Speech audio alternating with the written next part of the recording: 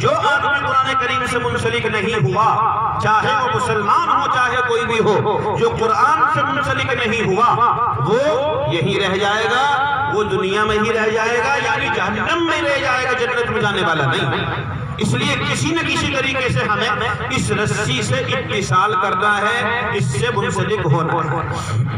قابل مبارکباد ہیں اس مدرسے کے معاونین جو تعاون کرتے ہیں، اور قابل مبارکباد ہیں اس مدرسے کے استاد، اور قابل مبارکباد ہیں اس مدرسے کے ذمہ دار، اور قابل مبارکباد ہیں ان بچوں کے والدین کہ وہ سب الحمدللہ قرآن سے منسلک ہو چکے ہیں۔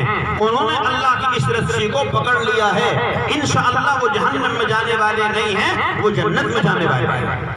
یہ حافظ قرآن 2 بچے بنے، اگر ایک بھی ہوتا تو بھی بہت بڑی بات تھی، ایک بھی ہوتا تو بہت بڑی بات تھی۔ یہ 2 حافظ قرآن ہیں، ایک حافظ قرآن کا بدلہ بھی یہ 7 آسمان اور 7 زمین اور ان کے بیچ کا حصہ مکمل اگر اس کے بدلے میں دیا جائے تو ایک حافظ قرآن کا بدل نہیں بن سکتا۔ اتنی بڑی چیز حافظ قرآن ہے۔